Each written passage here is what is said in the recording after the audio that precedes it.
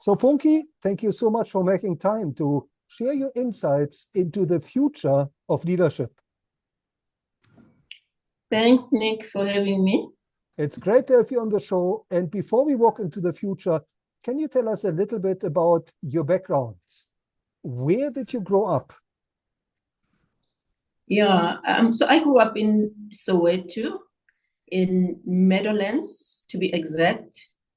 I was raised by my mom and grandmother, and to that effect, they really, I think, embedded a lot of, thinking and growth, that I've gone through. So I take now a lot of wisdom, from how they raised me, which is kind of nice. But I think the other important thing maybe to mention, Nick, is that through, that journey also, I've been to a large extent supported by friends, by family, by neighbors. So when we talk about the concept of it takes a village to raise a child, I think I'm one of the beneficiaries of that concept from a leadership perspective, in the sense that it's not just my family that contributed to who I have become today, but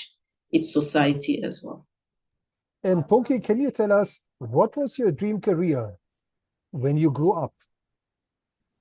So when I grew up, I actually was wishing to become a pilot. And then I ended up in a commercial high school, which killed that dream. But I do believe that in some manner, shape, or form, given where I'm at this juncture, I'm actually, living that dream, because a lot of, the things that I wish, I could achieve, I am actually achieving in the places and the roles that I find myself in. And tell us, Punki, who inspired you in your early days? So in the early days, there was this guy, Professor Mahanyele, and he came to speak to us as a motivational speaker at school. And he said, I think at that point he said, we mustn't aim, for the sky, because generally there was this concept of, you must always aim for the sky. And he said, no, never aim for the sky. Aim higher than the sky so that when you fall on top of the sky. So I think for me, that became a way, to galvanize myself and, inspire myself to do more, and also understand that actually, the possibilities are endless. And Punki, I believe you started your career at PwC. You rose through the ranks at Fetshore, Standard Bank, and today you're the CSSO at Absa Group. You're an EXCO member. Looking back over your career, would you say there was a turning point, or maybe a number of turning points? My sense is that it's probably more a number of turning points than just one specific turning point. But I think, for me, it started, with my grandmother, who used to say to me, you have to learn to fill your own cup first before you can fill other people's cups. But it's important to always, within that frame, think about tomorrow. So whatever you do today, think about, doing it for tomorrow. And I think that is something that's almost now ingrained in me as a value. And the idea of paying it forward. So I therefore realized on the back of, all of that thinking, that the one thing I need to do is to be of service in anything and everything that I do as a person. And really being of service means, whatever opportunity I am provided with, I must serve to the best of my ability. so that, at the end of the day, when people look at it, and also personally, when I look at myself, I can say I have achieved. So to that effect, opportunities that have come my way and that continue to come my way, I actually try and make sure that I make the best of those opportunities through service. And because for me, there's a higher order purpose, which is around, being of service to others and, paying it forward. It actually helps me to be grounded, irrespective of what happens along the way. And Punki, can you tell us what is driving you today? What is motivating you and what is energizing you every day? I mean, what energizes me the most is really making a difference, in other people's lives. And it again comes back to this idea of service. That's really, if I feel I have served and I have served to the best of my ability, being the better version, of me today than I was yesterday, for me, that motivates me fundamentally. And then secondly, it's about, this mental stimulation of the work that I do at any given moment in time. So if it's, got positive mental stimulation, it really motivates me. And then also just seeing the impact, that I can make just as one individual, because I understand that, we all have to make small baby steps, to ultimately make a bigger impact. Even Mandela, I don't believe that, he started off big. It was just the small things that he did, and he did them consistently every day, that ultimately made him the icon, that he ultimately became. Now, Punki, according to your LinkedIn profile, you also have a passion for baking. Is that right? And why baking? That's right. Baking is sweet. I think besides the sweetness of cakes, baking has got lots of leadership lessons embedded within it. First of all, is you can have these perfect ingredients, to make a cake, and then somehow it just flops, and you don't know what you did wrong. But if you delve deep into, what actually went wrong, you find that like there's almost this transcendence, because now in transformation, because now you've actually picked up that I did not beat the eggs quite nicely, or quite the way they should have been. So there's always lessons, I think, that you take from baking, besides the cake itself being nice. Sometimes you make it and it comes out really beautiful, tasty, and you're not also quite sure. So from my perspective, there's lots of leadership lessons that one can always take just from baking. And I think sometimes, as people, we have to be balanced. You can't always be serious about life. And this is the one thing that, relaxes me at the end of the day. Thank you. Now, Punki, looking into the future, and I know it's a big question, but what does the future of leadership mean to you? The future of leadership, for me, it really has to go back to the spirit of Ubuntu. I think our forefathers really have gifted us with something perfect and something great there.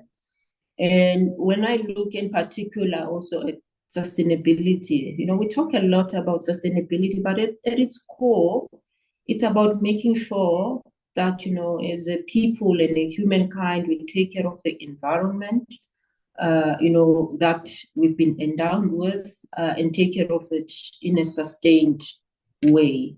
So future of leadership is moving more and more towards, the spirit of Ubuntu, in the sense that when you look at Ubuntu is all about allowing those around you, if you're a chosen one, to provide their views and insights.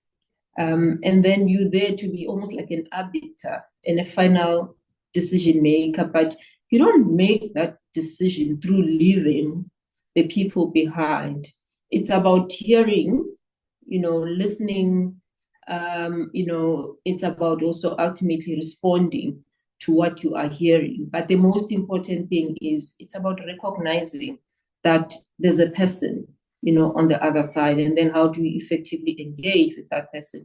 So overall, I think Ubuntu is really becoming a way of leadership, going forward. And that's the one thing that we should not lose sight of, in particular as Africans, because we've got a gem there, and we've got to make that gem work for us. Absolutely. And Punki, can you tell us, in your opinion, what is it that we have to do more as leaders and maybe as parents? What is it we have to do to build and develop future leaders? My sense, Nick, is I'm also going to talk to my grandmother's, insight. I never, resonated with this. But the more I grow, the more I start to realize what she meant. She would always say, you've got 2 ears for a reason. You've got 2 eyes for a reason. You've got, double nostrils for a reason and 1 mouth. So you need to listen more than you speak. Because, if you listen in a manner that is deep, you're able to get to the depth of what the issue is, and it allows you to transform or transcend to a completely different state, because now you are dealing with the real issue as opposed to dealing with an event. So I think if you just take this concept of an iceberg, it's about taking, being able to listen to, okay, this is an event, it's an iceberg, but how do I take it down, that iceberg, so that I see what sits beneath the depth of the question or the depth of what's being asked. And then when you solve, sustainably, because that's when transformation and transcendence takes place. And Punki, these are challenging times as the world is stumbling from one crisis to the next. What is your advice for future leaders in terms of challenges? What are some of the major challenges future leaders should expect to encounter in their career and hopefully overcome? Yeah, so I think, we shouldn't lose sight of the transformation journey that we are on, because leadership is also not an event, it's a journey.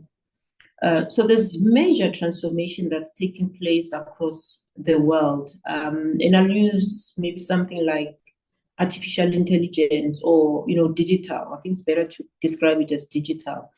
It actually it creates capacity for us to think differently, because the kind of chores that we used to do are now being automated by the machine, which means we need to move to a completely different level, of thinking and problem solving, and think differently about also solutions in that context. So for me, I see it more as an opportunity to further grow. And hence, there's really 3 concepts that I always think about here. It's about being resilient. That's going to be important. And then secondly, from resilience, you have to move to a state of growth. And then from a state of growth, you move to a state of transformation. Punki, as a mentor to many future leaders, can you maybe share a success story or 2 where you mentored an upcoming leader and that person took your advice to heart?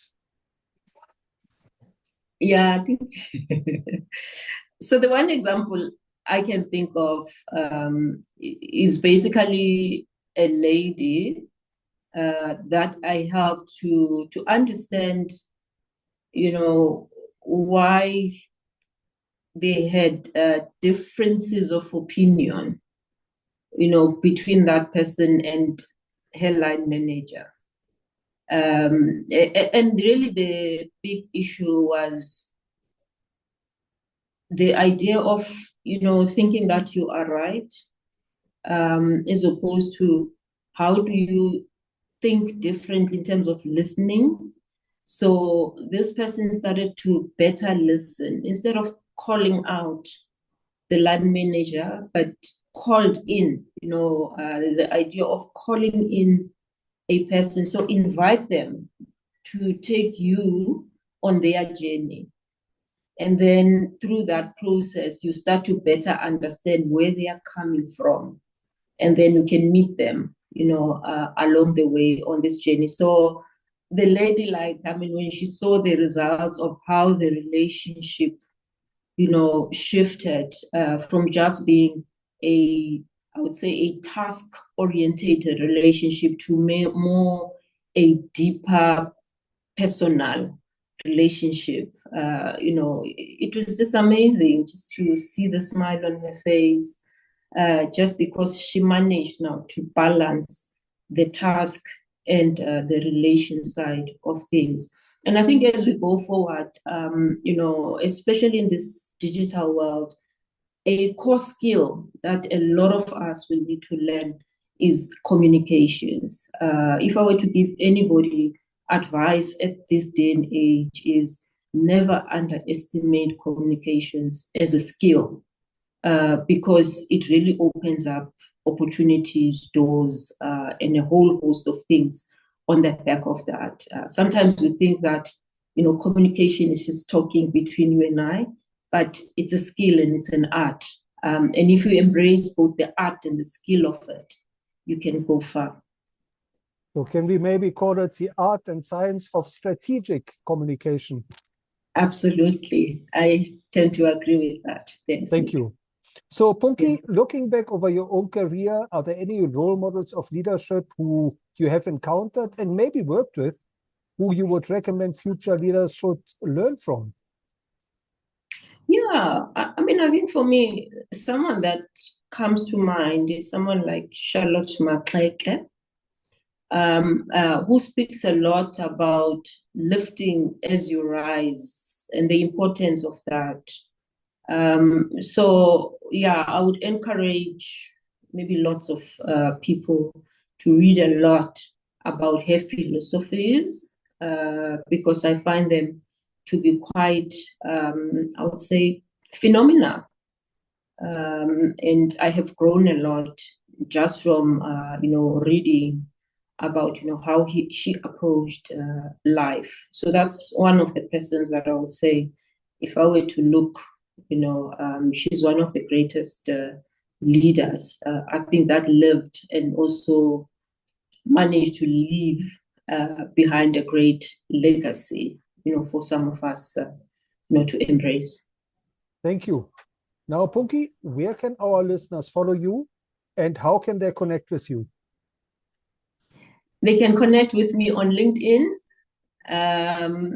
So if you just Google Punki Modise, you should be able to find me. But also, I will connect with them, even if they send me direct messages through LinkedIn. And last but not least, Punki, what is your advice for the millions of learners out there who have just finished school, who are looking to start a career? What are maybe one or two success principles that they should keep in mind? Yeah, I think when you're at school, you get a wealth of knowledge, but knowledge without experience or skill is not good enough. It's like it takes you part way, so you need the knowledge, you need the experience, but moreover, you need to have a strong set of values, because values determine how you behave ultimately as an individual. And, your behaviors, they determine where you go, as a person, because it's how other people experience you. So it's important to have clarity of thought as to what your values, what do you value the most, and you use those every day to make decisions around what makes sense, what doesn't make sense, what is right, what is wrong. And if you've got that, as a way of doing things, you will go far. I mean, case in point from my side, I mean, I'm a qualified chartered accountant, studied very hard.